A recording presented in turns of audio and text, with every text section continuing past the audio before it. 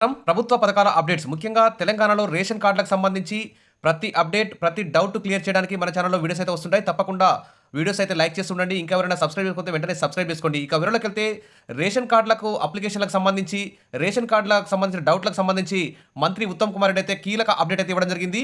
ఒక good news చెప్పిన ప్రభుత్వం రేషన్ కార్డుల జారీపై మంత్రి ఉత్తమ్ కుమార్ కీలక ప్రకటన చేశారు. జాబితాలో పేరు లేని వారు ఆందోళన చెందొద్దని, గ్రామ సభల్లో మళ్లీ దరఖాస్తు చేసుకోవచ్చని క్లారిటీగా చెప్పారు. కులగణన ఆధారంగా అర్హత కలిగిన ప్రతి ఒక్కరికి కార్డు ఇస్తామని స్పష్టం చేశారు.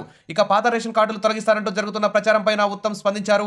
అలాంటిదేమీ పాత రేషన్ కార్డులు అసలు ముట్టుకోమని, పాత రేషన్ కార్డులో ఏమైనా మార్పులు చేర్పులుంటే చేస్తామని చెప్పేసి హామీ ఇవ్వడం జరిగింది. ఇక పేదలకు రేషన్ పండగ తెలంగాణలో అంటూ ఇక్కడ న్యూస్ కూడా చూస్తున్నాం మనం.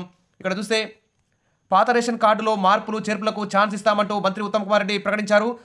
ఇటీవలే అర్హులైన చివరి వ్యక్తికి రేషన్ కార్డు అందే వరకు రేషన్ కార్డుల పంపిణీకి సంబంధించి దరఖాస్తులు తీసుకుంటామని ఉత్తమ్ కుమార్ రెడ్డి ప్రకటించారు. ఇక దరఖాస్తు చేసుకున్న ప్రతి అర్హుడికి రేషన్ కార్డు ఇస్తాం. ఇప్పుడు ప్రజాపాలనలో రేషన్ కార్డు కోసం అప్లై చేసుకున్న వారు కానీ, కుటుంబ కులగణన సర్వేలో మాకు రేషన్ కార్డు లేదని రాయించుకున్న వాళ్ళు కానీ, వాళ్ళ పేర్లు ఇప్పుడు కొంతమంది ఆన్లైన్లో మిస్ అయ్యాయి.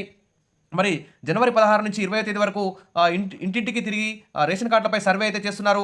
మరి ప్రజాపాలనలో మాకు రేషన్ కార్డు కోసం అప్లై చేసుకున్న వారి పేర్లు కానీ చాలామంది మిస్ అయ్యాయి. కాబట్టి వాళ్ళందరూ కూడా ఇటు హైదరాబాద్ జీహెచ్ఎంసీ పరిధిలో కానీ, ఇటు గ్రామీణ ప్రాంతాల్లో గ్రామాలకు చెందినటువంటి ప్రజలందరూ కూడా చాలా ఆందోళనలో ఉన్నారు. కాబట్టి ఎవరు కూడా ఆందోళన చెందొద్దు, పేరు రాని వారు కూడా ఆందోళన చెందొద్దు. కొత్తగా ఇంకెవరైనా అప్లై చేసుకోవాలనుకున్నా కానీ అప్లై చేసుకోవచ్చు అని చెప్పేసి మంత్రి ఉత్తమ్ కుమార్ రెడ్డి క్లారిటీ ఇవ్వడం జరిగింది. ఇక కులగణన పాత రేషన్ కార్డుల ఆధారంగానే లబ్ధిదారుల ఎంపిక జరుగుతుందని చెప్పేసి హామీ ఇచ్చారు. కార్డులు రాకుంటే గ్రామ సభల్లో ప్రతి గ్రామంలో మీ గ్రామ కార్యదర్శి అప్లికేషన్ అయితే తీసుకుంటారు. కాబట్టి వైట్ పేపర్ మీద రాసిచ్చినా తీసుకునే అవకాశం ఉంది. కాబట్టి ఎవరు కూడా ఆందోళన చెందొద్దని మంత్రి ఉత్తమ్ కుమార్ ఇప్పుడే కొద్దిసేపటి క్రితం ప్రకటించారు. ఇక దరఖాస్తు చేసుకున్న ప్రతి అర్హుడికి రేషన్ కార్డు ఇస్తామని ప్రకటించడం ఒక గుడ్ న్యూస్ అని చెప్పుకోవచ్చు. ఇక పాత రేషన్ కార్డులో ఏమైనా మార్పులు చేర్పులు తొలగించాలన్నా కానీ, కొత్త వారిని చేర్చుకోవాలన్నా కానీ చేసుకోవచ్చు, అవకాశం ఇస్తామని చెప్పారు.